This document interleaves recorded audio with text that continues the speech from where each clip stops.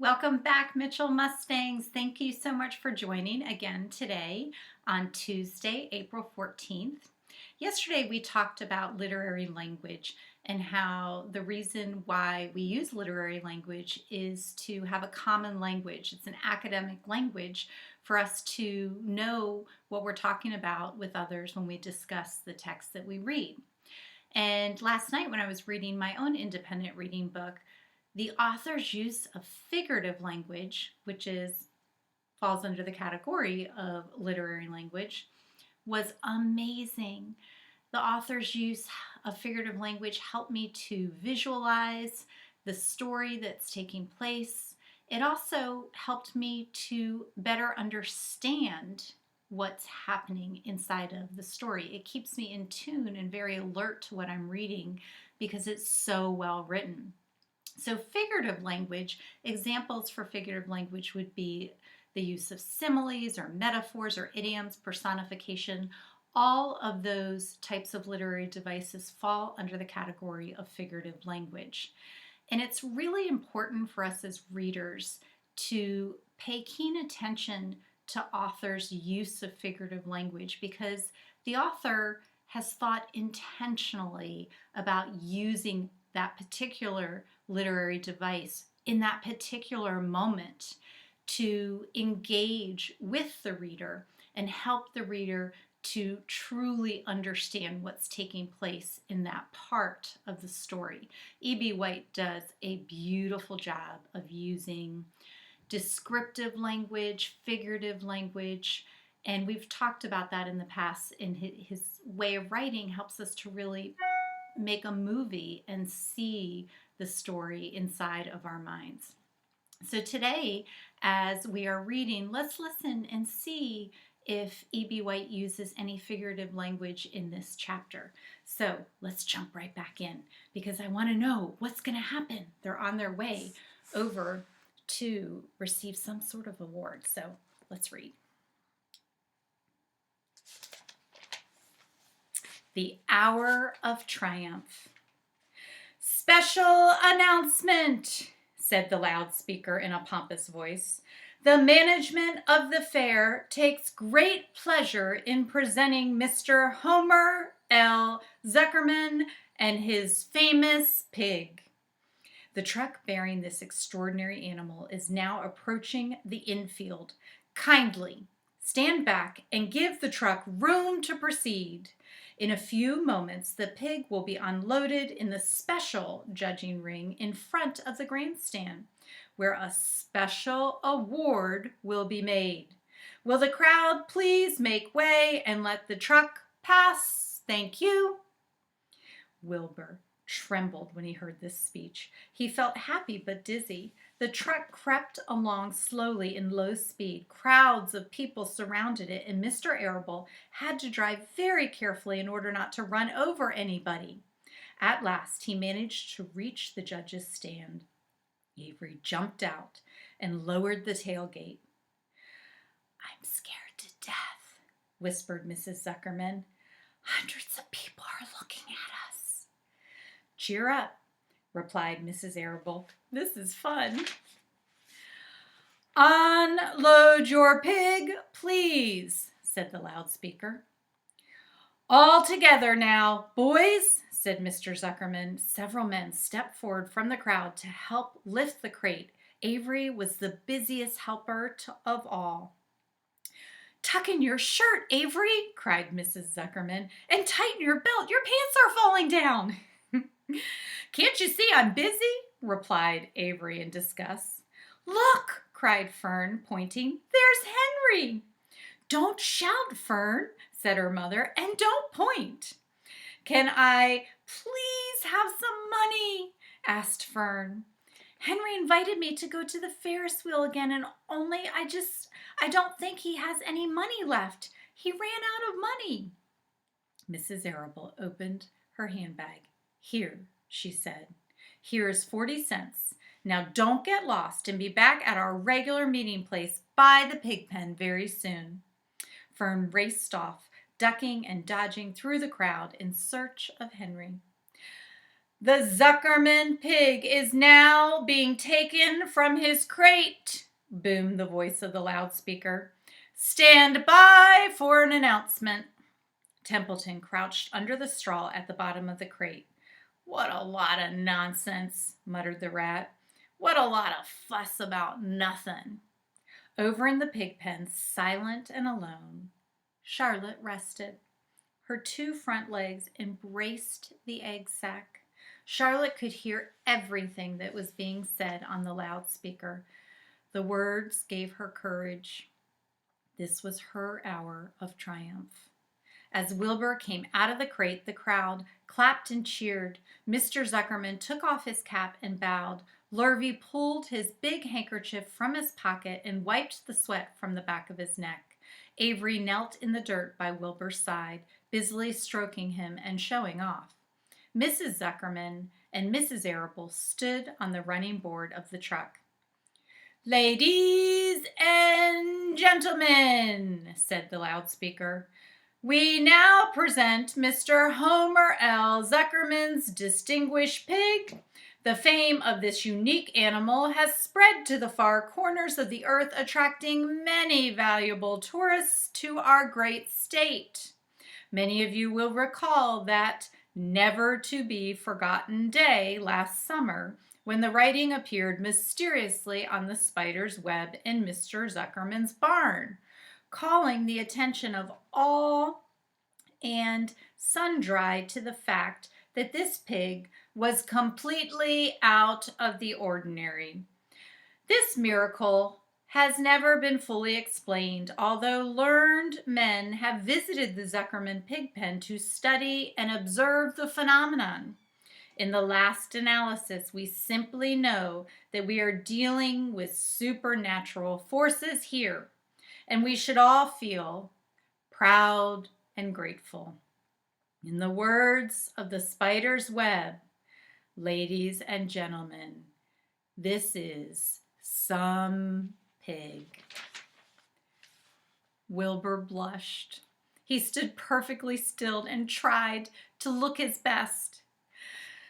This magnificent animal, continued the loudspeaker, is truly terrific. Look at him, ladies and gentlemen. Note the smoothness and whiteness of the coat. Observe the spotless skin, the healthy pink glow of ears and snout. It's the buttermilk, whispered Mrs. Arable to Mrs. Zuckerman. Note the general radiance of this animal. Then remember the day when the word radiant appeared clearly on the web. Whence came this mysterious writing? Not from the spider, we can rest assured of that.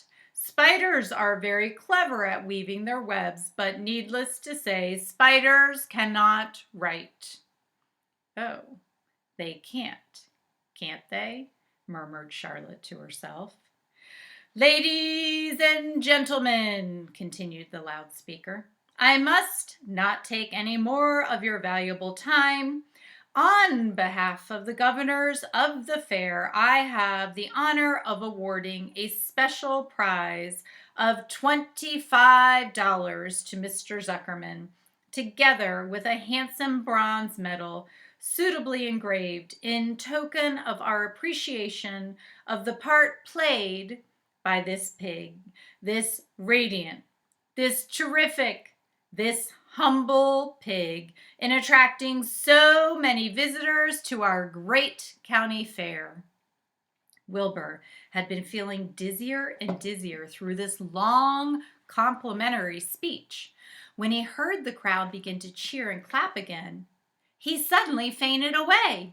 His legs collapsed, his mind went blank, and he fell to the ground unconscious. What's wrong? Asked the loudspeaker. What's going on, Zuckerman? What's the trouble with your pig? Avery was kneeling by Wilbur's head, stroking him. Mr. Zuckerman was dancing about, fanning him with his cap. He's all right, cried Mr. Zuckerman. He gets these spells. He's modest and he can't stand all the praise. Well, we can't give a prize to a dead pig," said the loudspeaker. "It's never been done." "He isn't dead," hollered Mr. Zuckerman. "He's fainted. He gets embarrassed easily. Run for some water, Lurvy." Lurvy sprang from the judge's ring and disappeared. Templeton poked his head from the straw. He noticed that the end of Wilbur's tail was within reach. Templeton grinned. "I'll tend to this," he chuckled.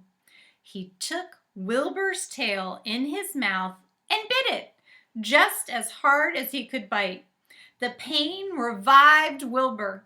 In a flash, he was back on his feet. "Ouch!" he screamed. "Hooray!" yelled the crowd. "He's up! The pig's up! Good work, Zuckerman! That's some pig!" Everyone was delighted. Mr. Zuckerman was the most pleased of all.